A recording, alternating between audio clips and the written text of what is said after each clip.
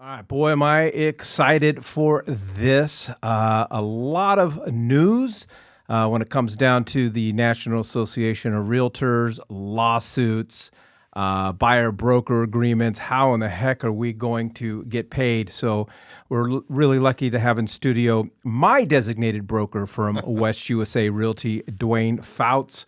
We are here in the great state of Arizona, Duane. We have no earthquakes. We have no blizzards. We have no tornadoes. This is Arizona. This is the place to be. I would agree. All right. So the other day or last week, the National Association of Realtors reached an agreement in principle because this is a proposal from the National Association of Realtors to, well, take care of this lawsuit. But what I'd like for you to do real quick is take us back in time to the impetus of this lawsuit. Where is this coming from, Sure. and why are we here today? Okay. Yeah, I can do that. This lawsuit all started about 4 years ago, maybe a little more, 2019, I guess. It stems from the NAR's rules regarding participation in the local MLSs around the country. This case that we're talking about mostly right now was the one out of Missouri called the Seitzer case, and it went to trial in October of this year, finally, a 2-week trial or thereabouts. And we had the jury go out for 3 hours and some odd minutes and come back with a $1.7 billion judgment in favor of the plaintiffs. So that shook our world, and here we are today. So here we are today. When I look at this this notification or notice from the National Association of Realtors, at the end of the day, they are willing to pay or agreeing to pay $418 million over approximately 4 years. I know your phone has been ringing off the hook. Yep. And there's a lot of people out there that are pointing the fingers at NAR, saying that they rolled over. Are they the bad guy here? They're coming out and saying that they are protecting us. Explain that, because I think just a lot of agents are caught up in the emotion of this, and I'm not going to say confused. Oh, maybe I will say confused. There's a lot of moving parts on this thing going on, and I know that I have a lot of confidence in our NAR leadership, in our NAR executives, in our attorneys. Yes, there is a lot of confusion out there as to what this is going to mean to our industry. But at the end of the day, I believe that our representatives at the NAR level and their attorneys did the very, very best they could do to resolve this dispute. Is it pretty? It depends on how you look at it, but they their backs are against the wall on this. They're absolutely regardless against the of wall. who put them there. Their backs are against, and our backs are against Yes, the wall here. all of us, our backs are against the wall, and like it or not, this is the way our legal system works in our great United States, and so we have to figure out a way to move through this. And do I think that they rolled over? No. At the end of the day, I don't think so. Yeah, and I would say, I know you're very heavily involved, and important people at Sure. NAR. We have, we're just getting headlines here. I mean, I haven't read any legal briefs. I depend on our brokers to do that, and their attorneys to do that to make heads and tails of it for me. And I think with that being said, because we're getting our news from Facebook, Unfortunately. And so I don't know if we have the accurate picture of NAR and what they've been doing to protect us moving forward. A lot of it is clickbait, right, out there on the internet, social media. It's not the story that's being brought forward, and so yeah, I totally agree with you. I don't think that there's the whole thing is still. We're all trying to get our arms wrapped around it. I mean, we have been in it, but we haven't been in it, if you know what I mean, from the standpoint of how those lawyers have been dealing with the settlement proposals. All right. I want to discuss basically two things that that jump out at me at this proposal. It's important to note that it is simply a proposal right now. It needs Correct. to go through additional legal channels. So I'm just going to jump into it, and I'm just going to read it verbatim from the notice that the National Association of Realtors sent everybody. NAR has agreed to put in place a new MLS rule prohibiting offers of broker compensation on the MLS. This would mean that offers of broker compensation could not be communicated via the MLS, but they could continue to be an option consumers pursue off MLS through negotiation and consultation with real estate professionals. A lot of agents read this right away going, okay, there is no path for me to represent buyers and get paid. There is a path, but break down and if this all passes, we're expecting these changes to take effect sometime in the middle of July 2024. What are the do's and the don'ts? If this passed today, if this became law today, what are the do's and don'ts as far as the MLS goes? Well, first of all, you are exactly right. This is not something that is done yet. It is a proposed settlement. It still has to go through the judge's approval and some other legal hurdles. So there is processes that are going to have to take place. But let's make an assumption that it is going to happen, right? That this will get approved in its form. From the standpoint of compensation, no. I mean, we're still going to be able to get compensated as buyers agents. It's just how that looks.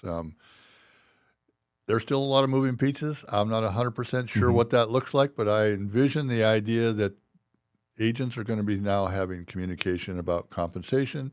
My guess is there'll be additional documentation that is going to be required between the brokerages of those agents in order to validate and ensure that that compensation happens. I also envision that there's going to be negotiations between buyers and sellers over compensation because another part of this that we're going to get to is about the buyer-broker exclusive employment agreement, right? So part of the plaintiff's desire in this whole thing was to get the buyer and the seller to start negotiating compensation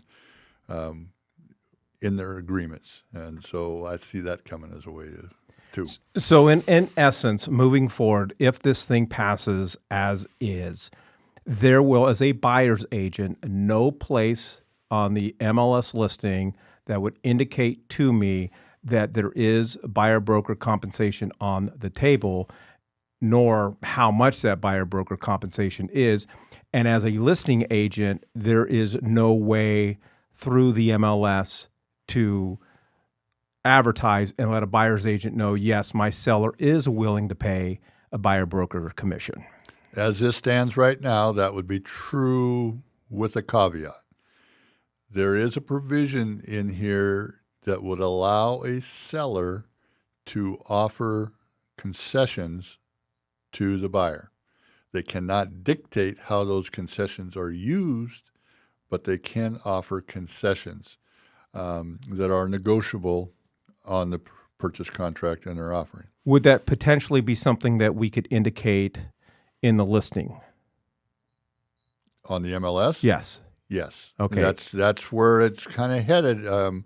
I listened to the attorney for the California Regional Multiple Listing Service recently, and they are working on a solution that would allow a field in the MLS to indicate what sellers may be willing to offer for concessions to the buyers. But in that probably, and I know this is just conjecture now, we're kind of guessing, but we might potentially be able to say, my seller's willing to offer 3% or 4% in concessions. It would be up to me as the buyer's agent to call that listing agent and say, okay, is there room for a commission for the buyer's agent? The listing probably can't say, yeah, if we're offering 4% in concessions, part of it can be used for commission. As I understand it now, that would be correct. The seller does not have the ability to dictate how those concessions would be used. At the end of the day, one of the things that kind of concerns me as a broker is how that negotiation goes on and how does that impact our consumer, our client, right? We got to be careful to not let our compensation get in the way of a transaction and so forth. But yeah, we're going to see some of those concessions, and you're going to run into lending guidelines as well, right? I was going to get into that. And Yeah. you're gonna run into what side of the settlement statement do these things show up on, right? Take the VA buyer. Think about they can't pay their professional services fee, right? But you negotiate in your contract that says the seller is going to pay the buyer's agent X number of percentage or whatever. What side of that settlement statement does that compensation fall on? Is it the buyer paying it? And if it's at the buyer side and they're a VA lender or VA loan, that can't happen, right? It's going to have to so there's a lot of moving parts yet. Yeah, and as of today, and I say that I don't even know what the date is, but as of today, because this is a very fluid situation. If the buyer is agreeing to pay me my compensation out of their closing costs, it cannot be part of the loan. They cannot finance a buyer's agent's commission as of today. As I understand, lending guidelines prohibit the inclusion of those fees in most cases. Yes, of the buyer broker fees. Yeah. So over the years, I don't know what has been a more misunderstood, threatening document agents are afraid to use, and I can't speak for other states, so I don't know whether other states have this 3-day cure notice, but I know here in Arizona, agents have just been very weary of it. But the second document is the buyer-broker agreement. And according to NAR, again, I'm just reading it straight from their letter, NAR has agreed to enact a new rule that would require MLS participants working with buyers to enter into written agreements with their buyers, hence the buyer-broker agreement. What is the buyer-broker agreement? Yeah, well, in Arizona, we have the exclusive buyer-broker representation agreement. We've had that for a long, long time, and you're right, agents have been reluctant or somewhat not willing to bring that in front of their clients. This new rule, if it goes into effect, is going to require that of all of us that participate in the MLS, which I anticipate pretty much everybody will. So that's going to happen, and I think it's a good thing for the industry. I really do. I think we should have an employment agreement with our client and how we get compensated. Look, none of us are going to work for free, right? And so we got to, and buyers are going to have to understand that they are going to have another point to negotiate with their seller when they go to purchase a home. Yeah, and my recommendation to agents, I'm not fearful of this. I'm not fearful of the buyer-broker agreement.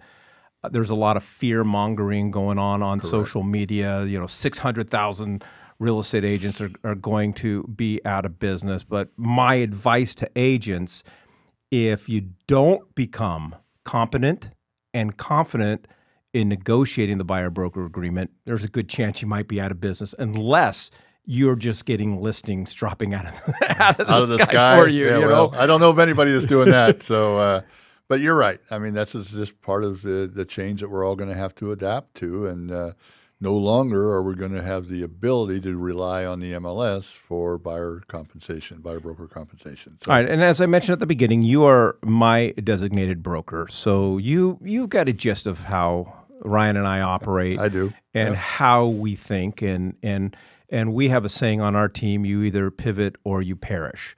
And so we have been, and we are having conversations of what are the workarounds? How do if I'm representing a buyer, I do not know if there is a co-broke on the table because it can't be listed in the MLS. What are the workarounds? How do we negotiate this? What advice do you have for us as far as being careful? Mm-hmm. And as a broker, and sorry, not sorry, you're my broker. There's a special place in heaven for me, Michael. I got to tell you that. First of all, I despise the word workaround. Okay, right? Fair enough.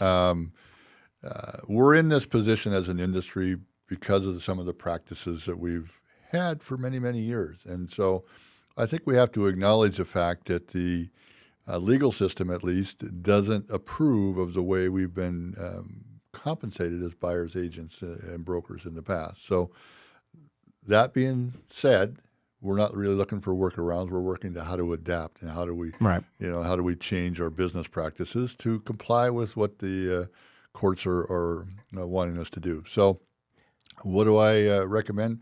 First of all, I think one of the best practices you could start doing is having a buyer intake consultation right at the very beginning before you ever work with, just like you do with a listing presentation. When you go out there, you have this intake process, this consultation that you have.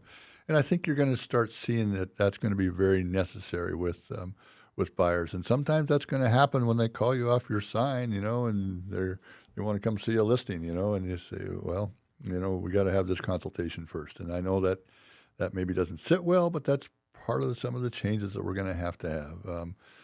From the standpoint of compensation, you're going to have to be comfortable in negotiating not only what value you're providing, but also how you're going to get compensated for that. So it'll work itself. Well, I want to be clear. I know you don't like the term workaround. So I guess where I'm getting at that is we have to create processes and systems in which we reach out and have communication with the listing agent to determine if there's compensation on the table. And then, and then my concern is are we in trouble if we put something, we write, I'm not going to say in trouble. I mean, this is, and I know you may not even know the answer to this question. That's okay. So if I submit an offer on behalf of my buyer, we've always, at least here in Arizona, we've always been trained that you never put any mention of compensation on a contract. But at our brokerage, we have a form that we send over, have broker sign, and so forth. Is that, in your opinion, is that going to be permissible, or is that just too soon to tell? So first of all, the idea that commissions couldn't be negotiated in a purchase contract is a wives' tale. I know our industry has held that for a long time, but if you look at other aspects of our industry, like the commercial world, commissions are in contracts all the time and they're negotiated. So can that happen? Yes. Will it start happening in the residential world? Yes, I believe it will. I also believe that there'll be additional forms between brokerages that when the agents have that communication about is there a co-broke available, if the answer is yes to that, there's going to be a form that the brokerages is going to have to sign as part of that process until before that client gets involved with that property from a showing perspective. So I see some of those as changes. I was talking to our office today as to how are we going to implement something like that going forward so that you as an agent out there on the street and you got a client that wants to go see a house, you've talked to the listing agent, the agent says, yes, there's a co-broker offered. Okay, we got to get something signed between our brokers. How do we do that? We've got to figure that out, and other brokerages are going to have to figure that out too. Throughout, I've been in real estate for 22 years, and I've seen a lot of changes. And when big changes do happen, not all agents make it, right? Yep. But there's never been anything that's the end of the world. I think this is not the end of the world for us as real estate agents and for our industry. We just have to pay attention, be prepared to adapt and evolve. No doubt. Yeah. It's so true that, on a national level, there's 4 to 6 million residential transactions every year. Buyer on one side, seller on the other side. And I do 25% of them. You do? Good for you. Where's all that documents at? Well, that's another conversation for another day. But at the end, those transactions are still going to happen. Buyers are still going to want to buy, sellers are still going to want to sell, and they're mostly all going to want representation of some sort, right? How that's going to get paid for is another question, but at the end of the day, we just have to adapt to how that buyer side transaction or gets paid for that representation on the transaction. And it's not the end of the world. Will there be some attrition in our industry? Absolutely. But I can almost assure you that for every one that goes out, there's probably 1.5 wanting to come in. Yeah. So we're still going to have, plenty of practitioners. I probably should have added this disclaimer when we first started. There's a lot of agents who are going to watch this and participate in our academy that are not part of our brokerage. You are simply the designated broker for West USA Realty. You don't speak for other agents and their brokers. Don't rely on what you read on Facebook. Go to your broker and find out what their policies and what their broker is saying. Absolutely. Every time you have one of these things, you have to go to your broker and have a conversation with what their policies and procedures are going to be. We cannot work together to have the same policies between brokerages. We can't collude. All right, Duane Fouts, designated broker, West USA Realty. Thank you so much for spending some time with us today. Well, I hope you found it beneficial.